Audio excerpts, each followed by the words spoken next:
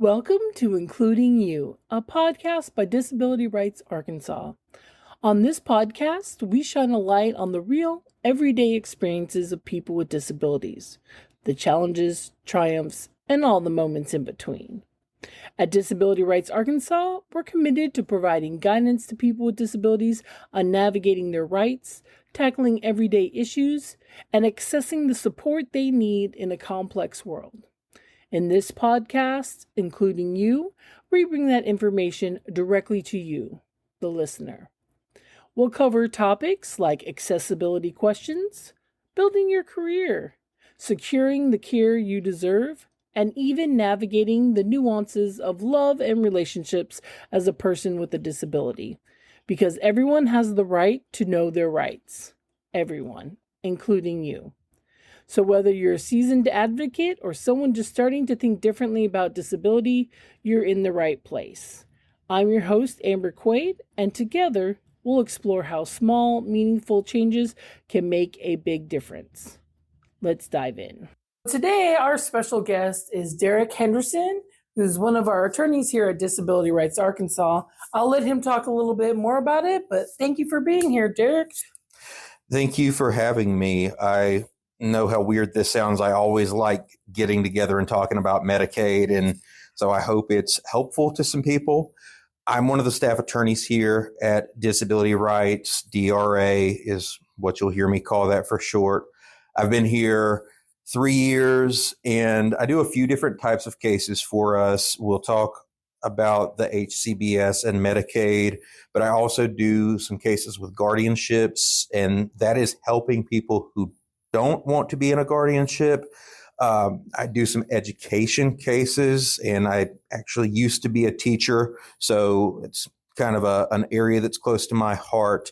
And I also do a few cases every now and then where I try to help people get some medical records or other court records sealed to try to protect that medical privacy. But most of what I do here is Medicaid, helping people who receive waiver services through Medicaid.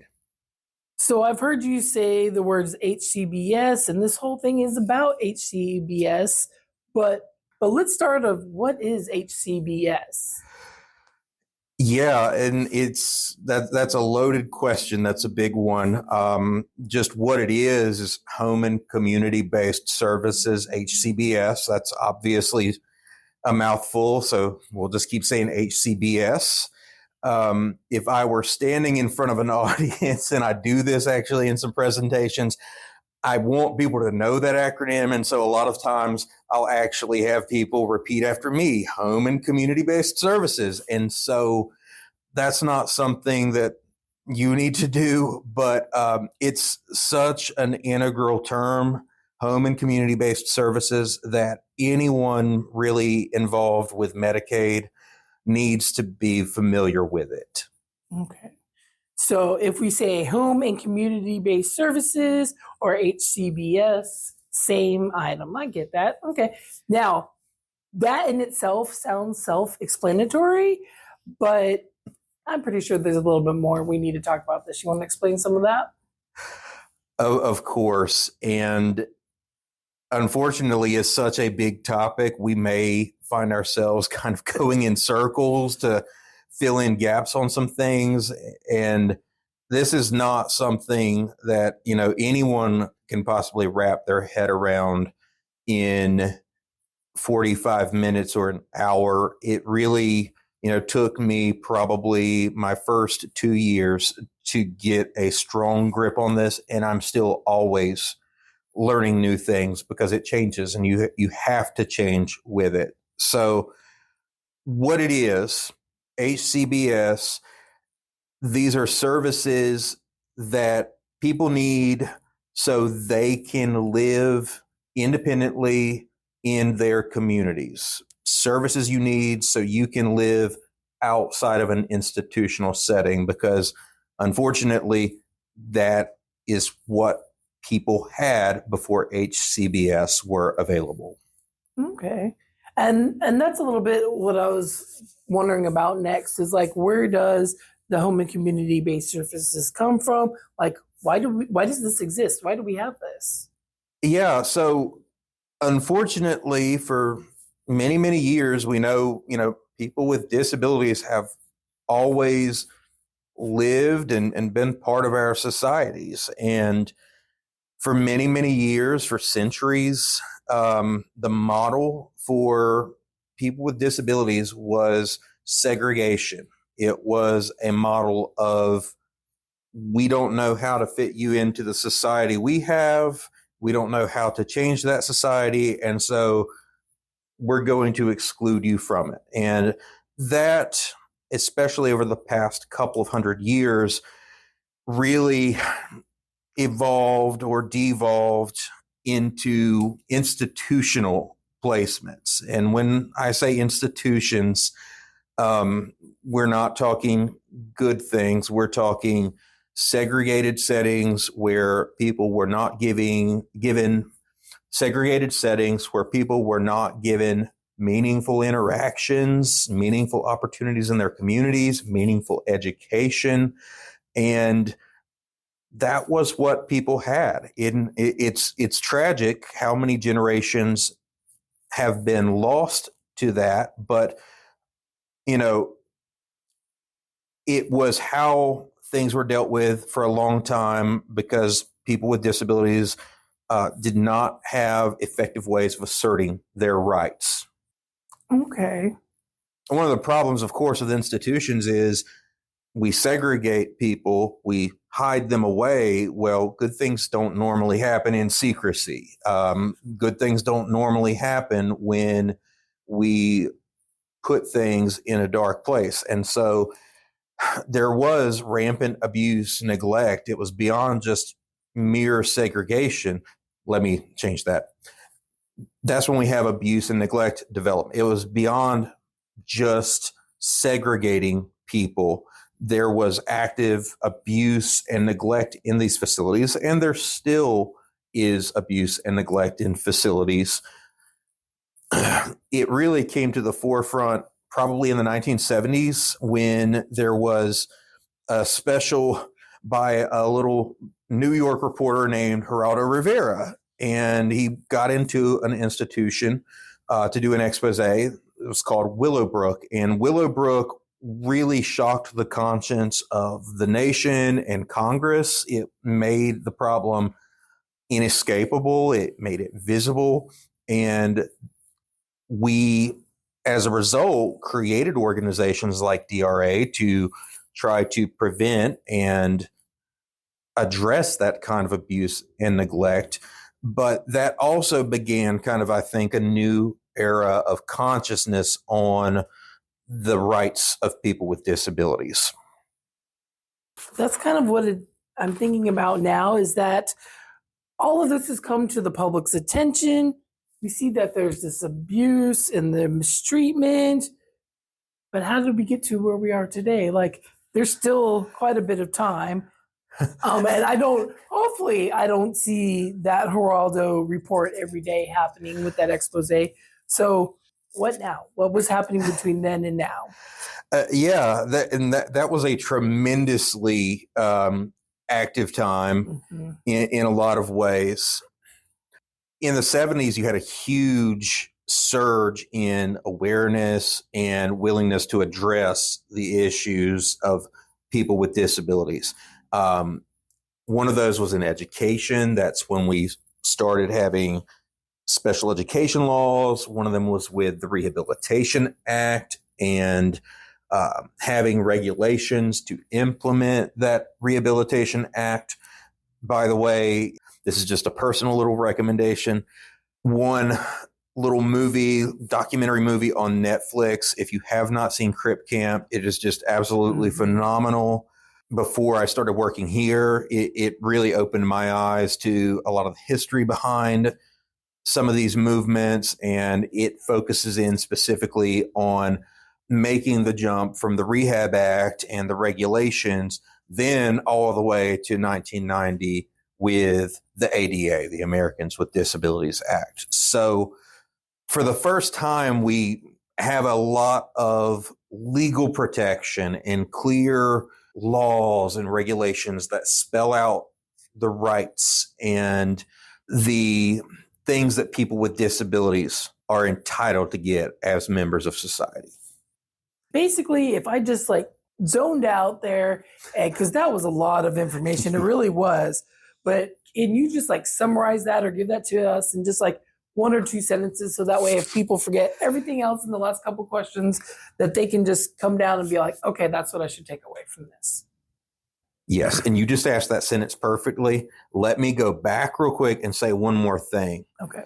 Now, after all those laws, there was one more big thing, and this is a whole talk in itself to have, but in the 90s, there was a Supreme Court case that interpreted the ADA, and it basically said that segregating people with disabilities who can and who want to live in their communities, that constitutes discrimination against people with disabilities under the ADA.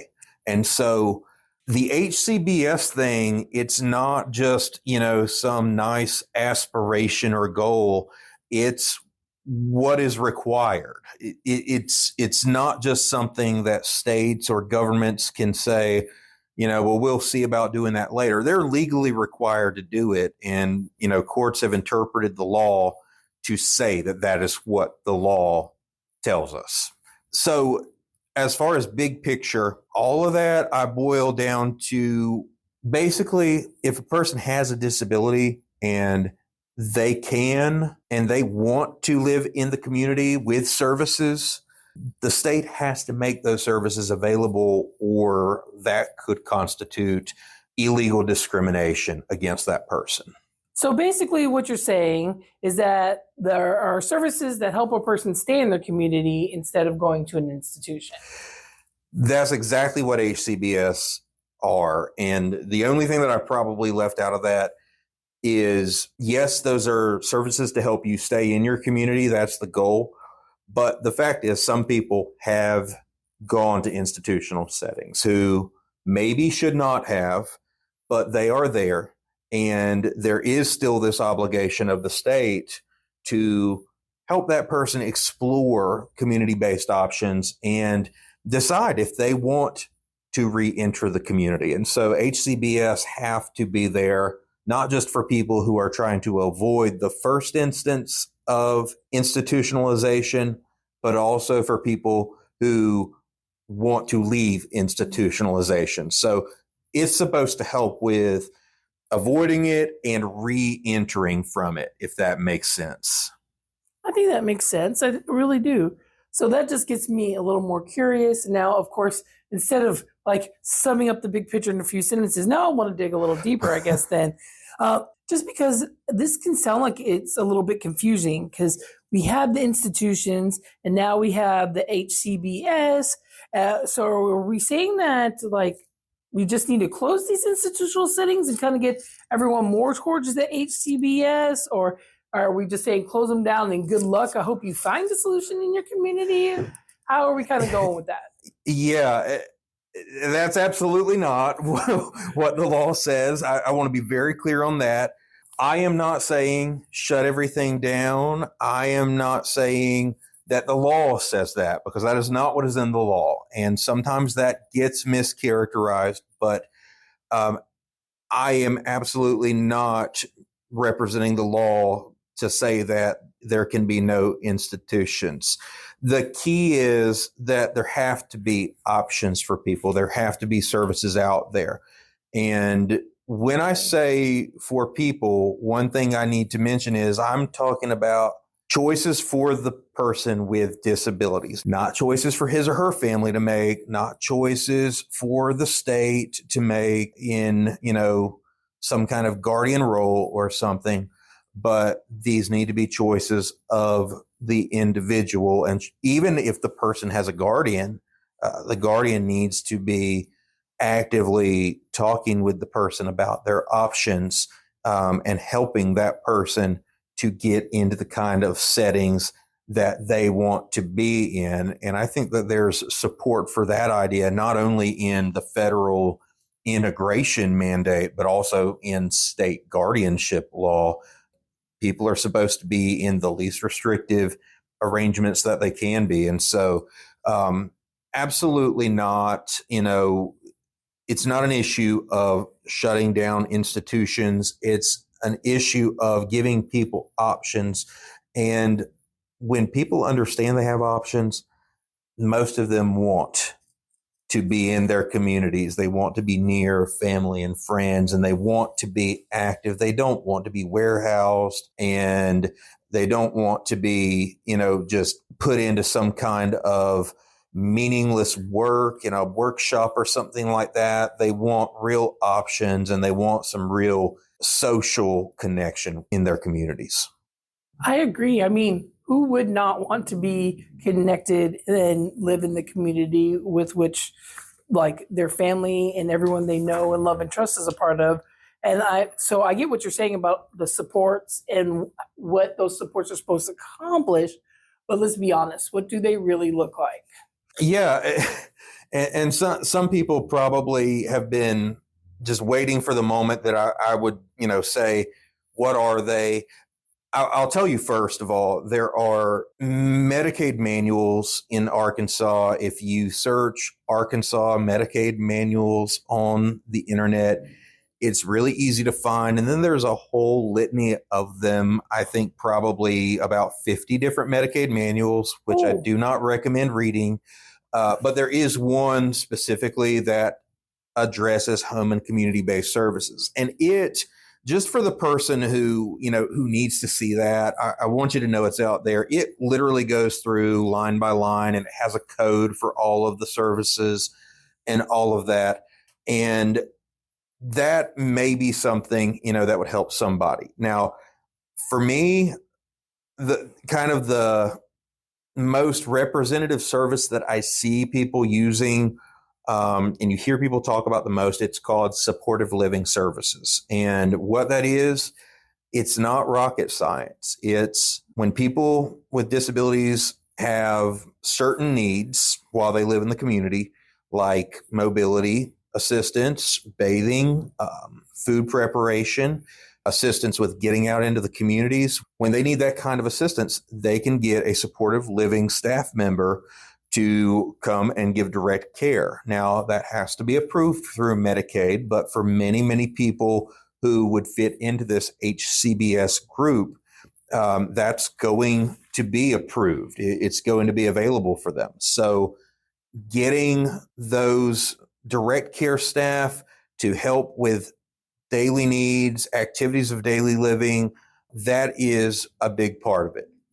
But HCBS also includes probably some less, obvious stuff. For example, it includes access to your doctors. It includes access to specialists, access to medication, access to hospitals if you need that, access to assistive technology. And that could be assistive technology like for mobility, like a wheelchair, or it could also be assistive technologies such as remote monitoring. And Arkansas is taking some steps toward some higher level technology like that. I don't know where things are with that exactly, but there's a lot of potential. I've seen some uses in other states where there can be, ongoing touchless medical monitoring of a person. So they don't even have to bother with having another person in their home watching them, talking to them all the time. They can just have that level of monitoring and assistance through remote means. And I think that there's a lot that hopefully we'll explore in this state in the next few years, because I think that opens up a lot of possibilities for people with various disabilities. One thing I need to mention, Amber, is when we talk about HCBS, there are two main groups that use that. There are people with intellectual and developmental disabilities, and there are people with behavioral health needs. The intellectual and developmental disabilities, IDD, that is what we often call waiver services. And so that is one of the major HCBS populations. Behavioral health, these are people who have serious behavioral and psychiatric health needs who live in their communities, and they just need some ongoing assistance and care to continue to do that. And so those two groups may have very different needs. And so the things that might be approved for a person who is in the IDD group might be very different from what is needed and approved for a person in the behavioral health group. Okay. With all these services and opportunities available, what happens if a person feels like he or she are not getting what they believe they are entitled to? So that's kind of where I come in, but I don't want to be the character that comes into everybody's story on this. When I first started, I think, probably representing a lot of people and happy to do it, but I was probably representing a lot of people who still had some very good self-advocacy options in front of them. So I want to kind of set the stage. Like, I'm going to talk about what I, as an advocate and attorney, do for people in these situations, but I also want to talk about what people can do from a self-advocacy standpoint. So if you live in Arkansas and you are receiving HCBS services, more than likely that means that you are a member of what we call a PASS. And if you live in Arkansas and you've heard the term PASS, PASSE, you know exactly what I'm talking about. If you're not from Arkansas, that's what we call our managed care organizations in Arkansas. So if you're with one of those companies, then those companies make decisions about what is medically necessary for you and what alternatives you should consider. And they work actively with you to coordinate your care. When you feel that they are not doing what they're supposed to help you access care, or if they were wrong to deny a certain service or item for you, you have rights to appeal. You can appeal that directly to the company. And we have a nice little self-help kit on doing appeals and grievances as a self-advocate that you can reach out to us at info@disabilityrightsar.org, and we would be happy to send that to you. That is available on our website also. Basically, if you feel like you're not getting what you need from your past, you have those options of an appeal or a grievance. And there are differences between those. That is really, I think, explained in the self-help packet that we have. That is a whole other topic. If you need assistance in knowing the difference, then you certainly might want to reach out to our intake. But if you send that appeal or grievance to your past, they're required to answer it. They're not required to do what you ask of them, but they are required to at least answer it and explain why they're doing it. If you don't think that their decision is correct after that, you have the ability to actually appeal it to DHS. And one other thing I need to mention, Amber, is if a person only has Medicaid, but they're not with a PASS in Arkansas, if they just have traditional direct from DHS Medicaid, then they would do their appeal directly to DHS. They would do the first appeal directly to DHS. And the last thing I'll say on appeals is anytime you get a letter and it tells you they've denied something, there's usually going to be somewhere on the front or back of that page an address or a phone number or something that tells you who to appeal to. And it will also tell you within how many days of the letter. And that is very important that you pay attention to the date on the letter and how many days they say you have, because that might close the door permanently on being able to do something about that. That might close the door permanently on being able to fix something that you think they need to correct. So appeal in a timely manner. Absolutely. That is worth like writing on the wall the way you just said it. Appeal in a timely manner. Because if you're not timely, you cannot appeal. If people have questions about this or concerns, they're always more than welcome to call Disability Rights Arkansas, right? Yes, we have wonderful intake advocates who can take your issue and they know exactly who to give it to get it addressed in the best way. Because the truth is, I used to get so many direct calls and I loved dealing with the issues.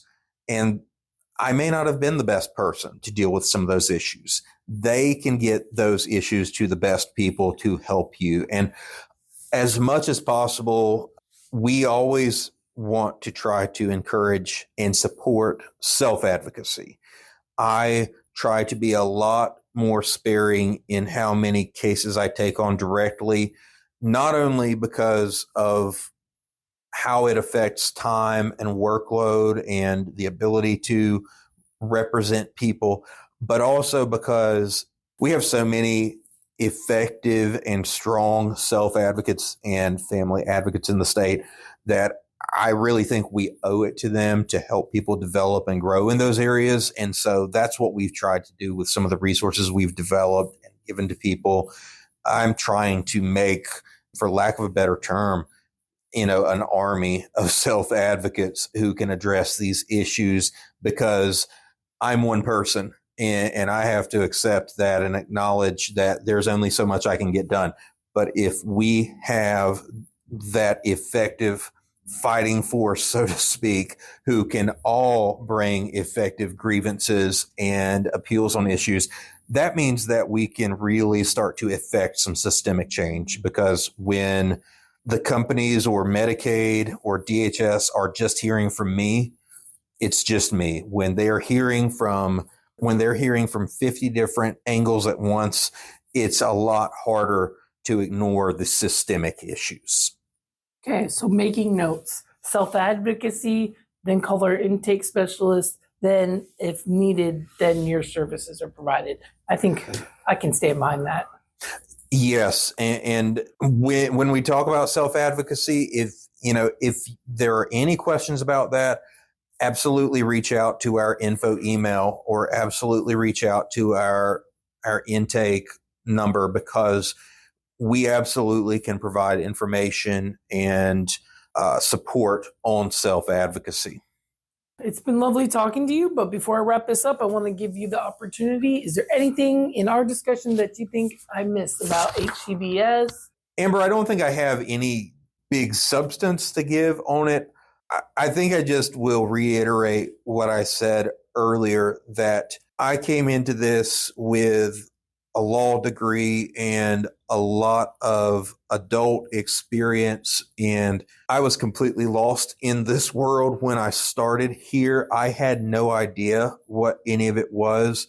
And people who are actually depending on these services, they may feel just as lost, but then they're faced with the prospect of having to find their bearings while they're still living their lives. And I just want anybody to know, if you feel lost on this, that is not an unusual reaction. If it feels overwhelming, that is not unusual. The thing that I don't want anybody to feel is alone on this. We're here, and if we are not able, or if we don't think that we are best suited to assist you at a certain time, then we at least may be able to get you to some resources that can. And so please just don't feel alone on this, and don't be scared, extra, I guess, weirded out. Don't be overwhelmed by how overwhelmed you are. It's normal. I think that was well said. You're not alone. We're here to help. Well, thank you so much for your time today, Derek. We appreciate you talking to us about HCBS and all the parts, so many parts that go along with it. So thank you for your time, and to our audience, thank you for joining us on Including You. We hope today's conversation has sparked ideas, offered guidance, or inspired you to take action in your own life and community. At Disability Rights, we believe advocacy isn't always about sweeping reforms. It's about the small, everyday actions, like asking the right questions, standing up when something feels wrong, or helping to create a space where everyone feels included. If today's episode resonated with you, visit us at disabilityrightsar.org to learn more about your rights, access resources, and find ways to get involved. But don't forget to follow us on social media for updates, tips, and stories from the disability community. If you enjoyed this episode, share it with a friend, leave us a review, or start a conversation, because that's where change begins. Remember, everyone deserves to know their rights. Everyone, including you. Until next time, I'm Amber Quaid, and we'll talk with you again soon.